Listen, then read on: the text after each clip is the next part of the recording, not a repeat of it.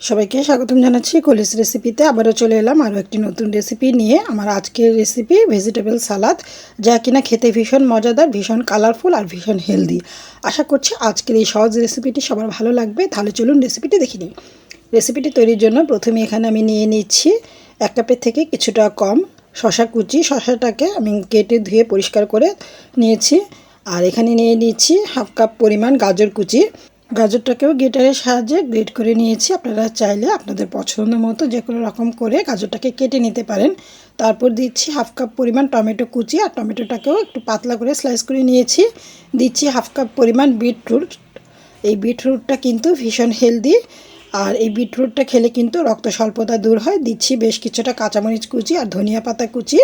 আরও দিয়ে দিচ্ছি একটি বড় সাইজের পেঁয়াজ কুচি। দিচ্ছি স্বাদ অনুযায়ী লবণ।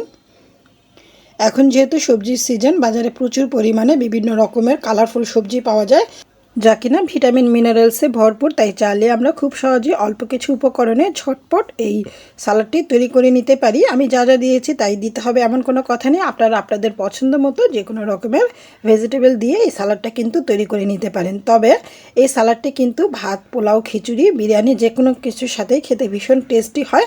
সব কিছু একসাথে খুব ভালো করে মেখে নিলাম। মেখে নেওয়া হয়ে গেলে এখন এটার মধ্যে দিয়ে দিচ্ছি 1 টেবিল চামচের মতো সরিষার তেল। অবশ্যই চেষ্টা করবেন এই সালাডটাতে সরিষার তেলটা ব্যবহার করতে, এতে খুব সুন্দর একটা ফ্লেভার পাওয়া যাবে আর এই সালাডটা খেতেও অনেক বেশি টেস্টি হবে। সরিষার তেল দিয়ে ভালো করে মেখে নিলেই কিন্তু এই সালাডটি তৈরি। এই সালাডটি আপনারা আপনাদের পছন্দ মতো যে কোনো কিছুর সাথে সার্ভ করতে পারেন। আমার বাচ্চারা তো ভীষণ পছন্দ করে। বাচ্চারা এমনিতে সবজি খেতে চায় না, কিন্তু এভাবে করে সালাডটা তৈরি করে দিলে কিন্তু বাচ্চারা ভীষণ পছন্দ করে, খুবই আনন্দ নিয়ে আর মজা করে খায়। ভীষণ হেলদি, পুষ্টিগুণে ভরপুর, ভিটামিন মিনারেলসে ভরপুর। আশা করি আজকের এই সালাদের রেসিপিটি সবার ভালো লেগেছে। আর ভালো লাগলে অবশ্যই চ্যানেলটি সাবস্ক্রাইব করে রাখার অনুরোধ রইল। সবাইকে ধন্যবাদ জানিয়ে আজকের মতো এখানেই বিদায় নিচ্ছি। সবাই ভালো থাকুন, সুস্থ থাকুন। আল্লাহ হাফিজ।